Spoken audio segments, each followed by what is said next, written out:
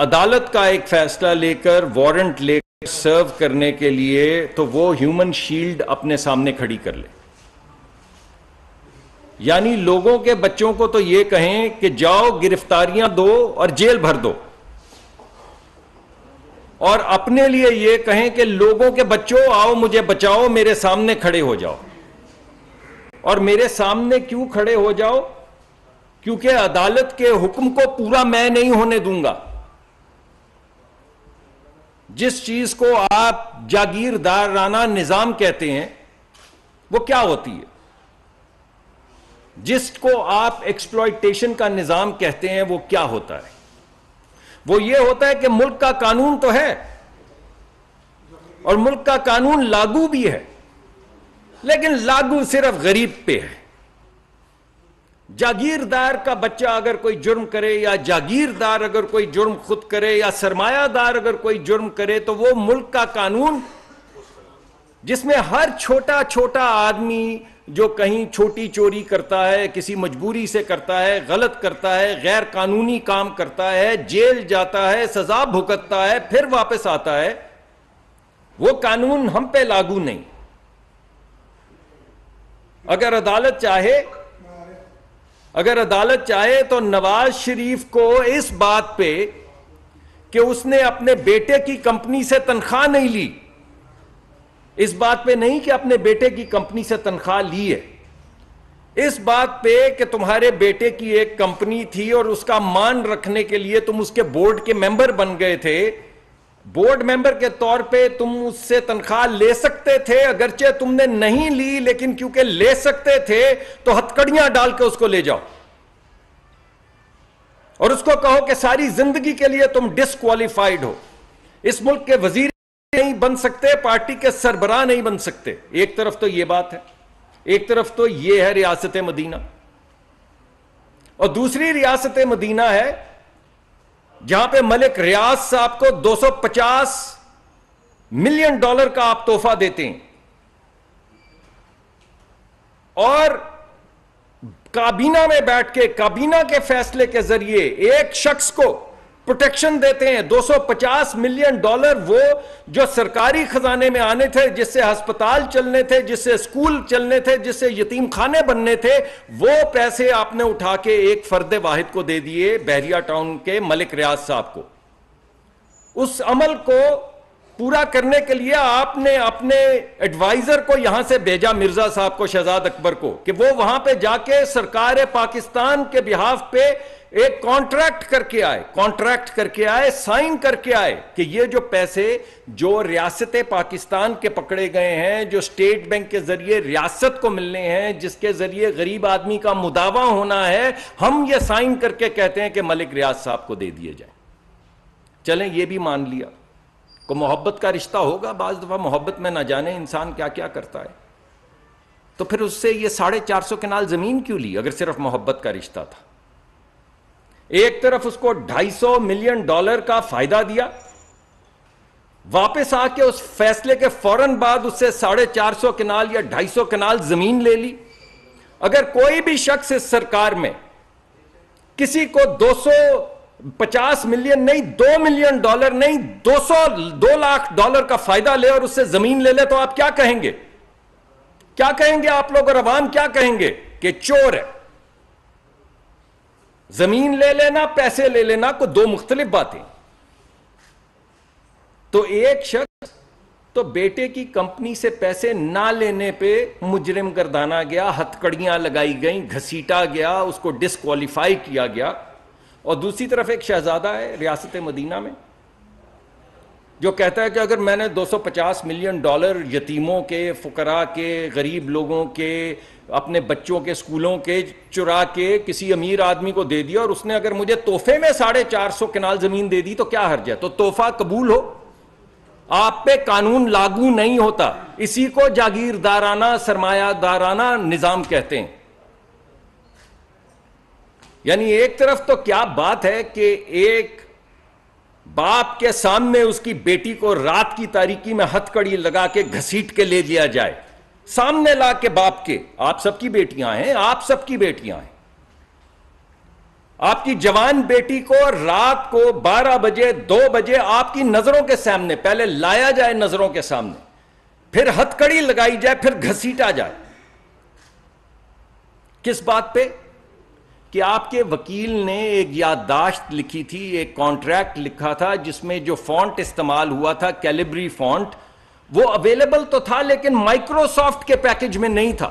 تو جہاں پہ لاکھوں لوگوں نے ڈاؤن لوڈ کیا، یہ تو نہیں ہو سکتا کہ آپ کے وکیل نے بھی ڈاؤن لوڈ کر کے استعمال کیا ہو. تو وکیل کے فونٹ استعمال کرنے پہ باپ کے سامنے رات کی تاریکی میں 2 بجے جوان بچی کو ہتھکڑی لگا کے گھسیٹ کے لے گئے. یہ تھی ریاست مدینہ. دوسری طرف آپ نے 1 ارب ڈالر 270 ارب روپے کے الیکٹرک کو دے دیے، کیونکہ عارف نقوی سے آپ نے 2 ملین پاؤنڈ لیے تھے یا 3 ملین پاؤنڈ لیے تھے وہ کرکٹ کلب میں. ارے بھائی، کون سا قانون آپ پہ نافذ ہوتا ہے؟ جیب کترے کو تو ضمانت نہیں ملتی 6 سال. ادھر روٹی چرانے والے کو تو آپ پھینک دیتے ہیں جیل میں، اور اس کی چابی بھی پھینک دیتے ہیں، اس کی ضمانت نہیں ہوتی 8 سال. اور آپ لوگوں کو 450 کنال زمینوں کے تحفے وصول کریں، 3 ملین پاؤنڈ کے تحفے وصول کریں، اس کے بدلے میں ان کو $1 بلین کا تحفہ دیں کہ الیکٹرک کو،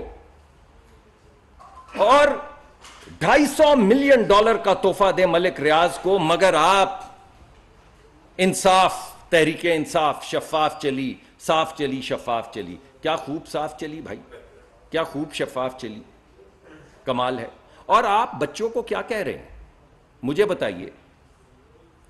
کہ جب کوئی دہشت گردی کرتا ہے تو کیا کرتا ہے؟ وہ کہتا ہے اس ریاست کی رٹ کی ایسی کی تیسی، میرے ہاتھ میں لاٹھی ہے، میرے ہاتھ میں بندوق ہے، ریاست کی ایسی کی تیسی. آپ نے کل کیا کیا؟ آپ نے کل کیا کیا؟ آپ پہ عدالت کیوں لاگو نہیں ہوتی؟ آپ پہ عدالت کا فیصلہ کیوں لاگو نہیں ہوتا؟ نواز شریف جب اپنی بیٹی کو لے کے اترا تو ایک فوج تھی پوری وہاں پہ کھڑی اس کو پکڑنے کے لیے، پولیس کی. کل آپ کے پاس تو شرافت سے 4-5 لوگ گئے ہیں وارنٹ لے کے کہ یہ عدالت کا فیصلہ ہے، تو آپ نے کیا کیا؟ تو آپ پہ یہ عدالت کے قوانین کیوں لاگو نہیں ہوتے اور کیوں لاگو نہ ہوں؟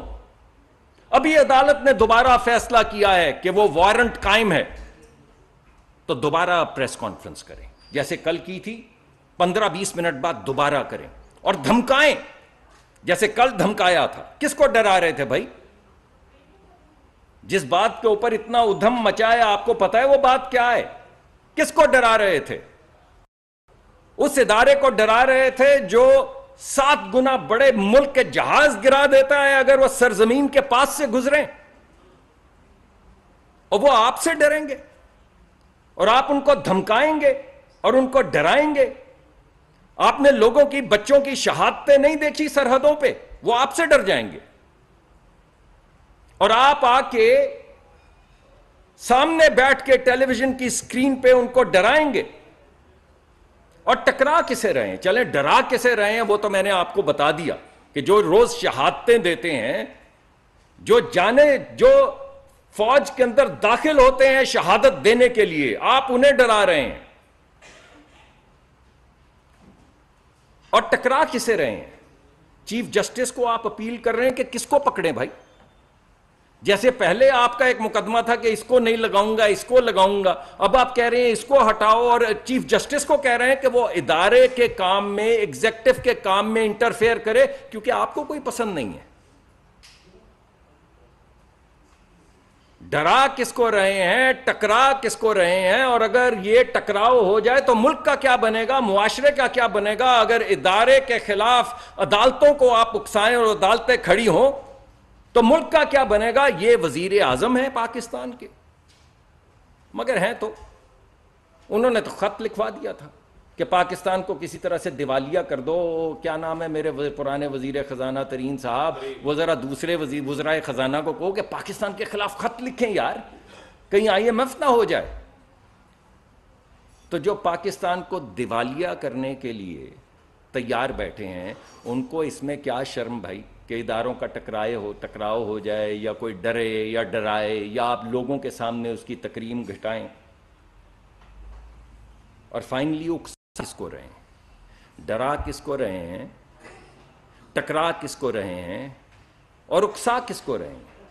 عوام کو، اپنے ہی اداروں کے خلاف، اس وجہ سے کہ عدالت کی کارروائی آپ پر لاگو نہ ہو۔ وہ ایک جاگیردار جو کہتا ہے کہ اگر کسی بیٹی اور کی بیٹی کے ساتھ ظلم ہو تو میں انصاف کروں گا، لیکن اگر میں نے کسی کی بیٹی کے ساتھ ظلم کر دیا تو بھائی کوئی انصاف نہیں ہے، بھائی کوئی انصاف نہیں ہے۔ کل انہوں نے کہا ہے بھائی کوئی انصاف نہیں ہے، یہاں دو ملک ہیں، ایک امیر کا ایک غریب کا، ایک طاقتور کا ایک کمزور کا، اور وہ لوگوں کو کہہ رہے ہیں میں طاقتور ہوں، مجھ پہ یہ قوانین لاگو نہیں ہوتے۔ تو ہم صرف یہ کہنا چاہتے ہیں کہ وہ دن گئے جب خلیل میاں فاختہ اڑایا کرتے تھے، وہ دن گئے۔ کل آپ نے کیا کہا؟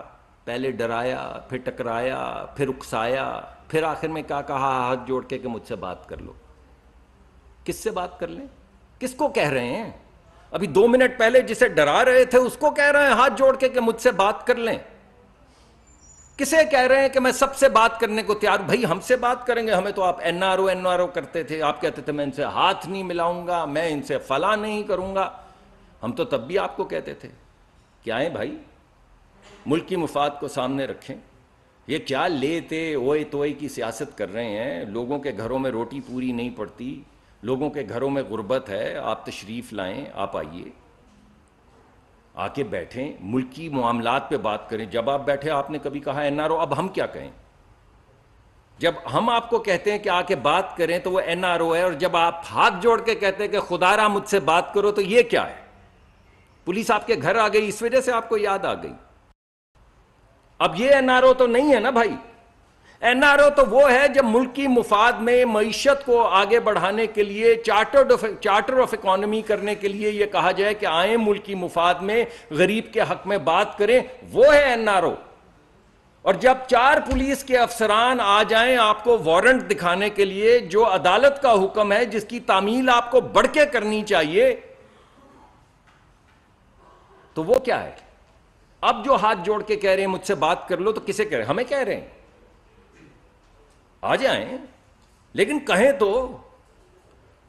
تو صحیح کہ جو 25 کلو ہیروین ڈالی تھی خدا کو حاضر ناظر جان کے، عرش مولا کی طرف چہرہ کر کے دونوں ہاتھ اٹھا کے آ کے کہیں نا یار کہ کوئی نہیں غلطی ہو گئی تھی، اب آپ ہم سے بات کر لیں ملکی مفاد میں۔ کہیں تو کس سے کرنی ہے بات؟ اس سے؟ وہ اس کون ہے بھائی؟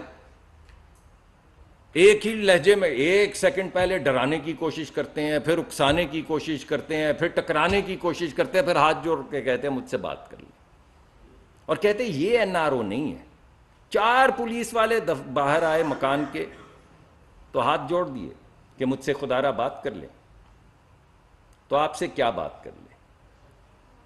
کر لیجئے، اگر غریب کے حق میں کوئی بات کرنی ہے تو کر لیجئے، اگر معیشت کے ٹھہراؤ کی کوئی بات کرنی ہے تو کر لیجئے، اگر جمہوریت کو پائیدار کر کے آگے بڑھانے کی کوئی بات کرنی ہے تو کر لیجئے، اگر ڈی پولرائز کرنا ہے تاکہ ایک ریشنل طریقے سے ہم دوست ایک دوسرے کے ساتھ بیٹھیں اور اچھے فیصلے کریں ملکی مفاد میں، تو کر لیجئے۔ لیکن اگر بات یہ کرنی ہے کہ میں نے 450 کنال زمین لے لی تھی، مجھے سمجھ ہی نہیں آئی کہ وہ زمین کیا ہو گئی، وہ تو ایک تحفہ تھی تو چھوڑ دیجئے، تو پھر بات نہیں ہوگی۔ اور اگر آپ یہ کہیں کہ وہ جو ہم نے دے دیا وہ کیا $1 ارب تو تھا صرف، اگر کے الیکٹرک کو دے دیا تو کے الیکٹرک بھی تو پاکستان کی ایک پرائیویٹ کمپنی ہے، تو کیا ہو گیا؟ تو بات نہیں ہوگی۔ اس وجہ سے خان صاحب ملک کا حال دیکھیں، ملک میں ہوتی ہوئی غربت دیکھیں، اس پولرائزیشن کو ختم کریں، یہ اکسانا بند کریں۔ یہ لڑائی ہمارے لیے، ہمارے بچوں کے مستقبل کے لیے مناسب نہیں ہے۔ آپ اپنے رویے پہ تھوڑا سا غور کریں اور کوشش کریں اسے بدلنے کی۔ بہت شکریہ جی۔ جہاں تک آپ نے رویوں کی بات کی، سر رویے تو سردار عامر سے اور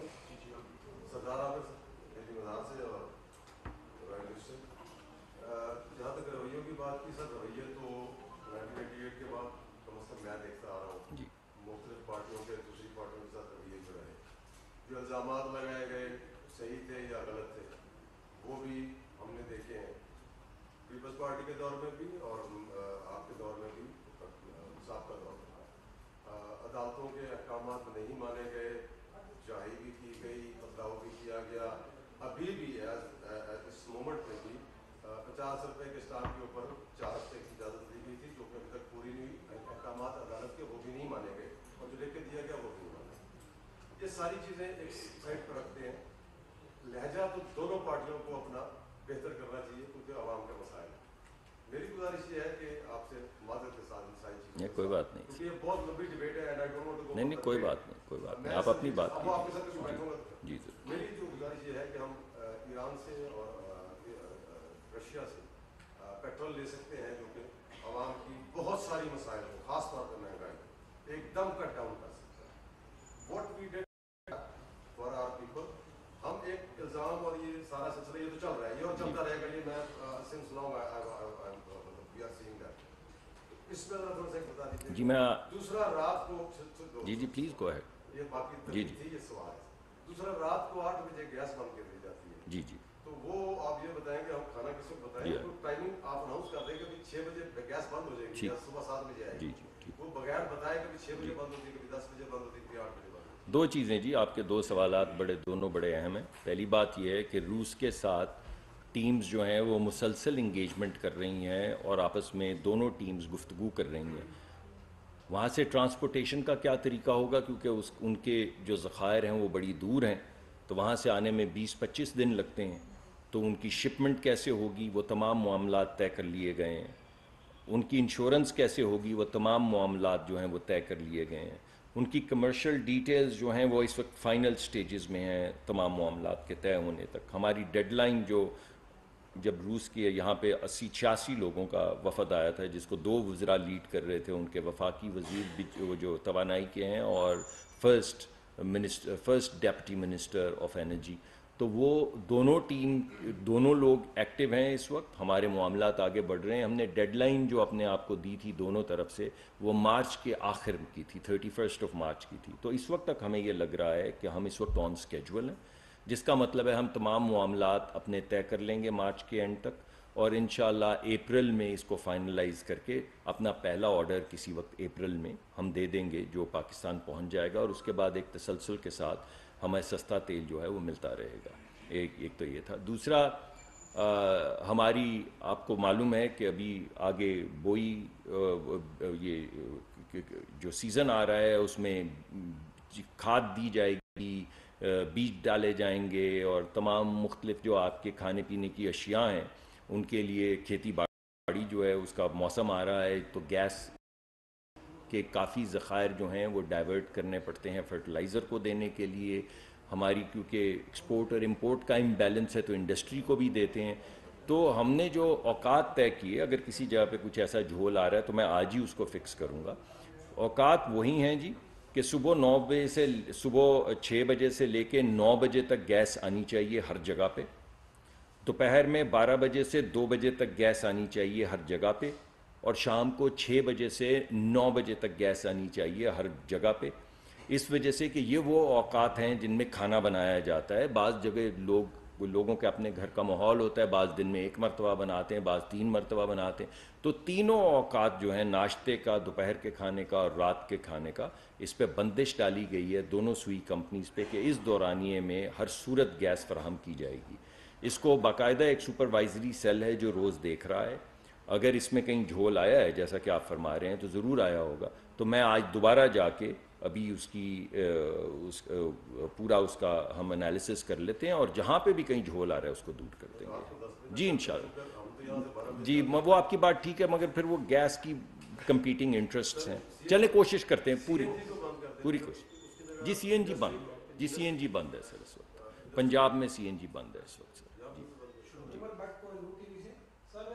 जैसे कि अभी कल भी हुआ है कि नोटिस लेके गए हैं, खान साहब जो हैं वो अदालत में जाते हैं तो एक जत्था लेके जाते हैं, अदालत के अहकामात को वो हवा में उड़ा देते हैं, किसी कानून को वो नहीं मानते। تو آپ کی حکومت ہے، کیا آج بھی خان صاحب اداروں کے لاڈلے ہیں، عدالتوں کے بھی لاڈلے ہیں کہ آپ لوگ ان پہ ہاتھ ڈالنے سے ڈرتے ہیں؟ یا کیا وجہ آپ لوگ ان پہ ہاتھ بھی ویسے ڈال، جیسے کل اسلام آباد پولیس گئی ہے اور انہوں نے ان کے ساتھ جو کچھ کیا پوری دنیا میں اس کو دیکھا ہے؟ تو جی میرے خیال میں ابھی بھی سر ایک اور بھی ایڈ کر لیں، کیا جیسے خان صاحب کہہ رہے ہیں ہاتھ جوڑ رہے ہیں مجھے ساتھ بٹھائیں میری بات سن لیں، کیا آپ لوگ ان کو ایسا وہ دے دیں گے؟ دیکھیں میں نے تو آپ کو بڑی واضح شکل میں بتا دی ہے کہ ملکی مفاد ہماری نوکری کیا ہے، غریب آدمی کے مفاد کو لے کر آگے چلنا۔ ابھی میں نے آپ کو اس دن بتایا کہ ہم نے دونوں پاکستان علیحدہ کر دیے ہیں، امیر کا اور غریب کا، دونوں کے گیس کے ٹیرف علیحدہ کر دیے ہیں۔ 70 سال میں کسی کو یہ خیال نہیں آیا کہ امیر اور غریب کے ٹیرف علیحدہ کر دو۔ ہم نے یہ کر دیا ہے اب 8-9 مہینے کے اندر اندر کہ وہی اگر آپ غریب آدمی گیس استعمال کرے گا تو وہ 1/4 اس کے پیسے دے گا، اور اگر امیر آدمی اتنی ہی گیس استعمال کرے گا تو 4 گنا اس کی تو یہ پہلے کیوں نہیں کسی کو خیال آیا بھائی؟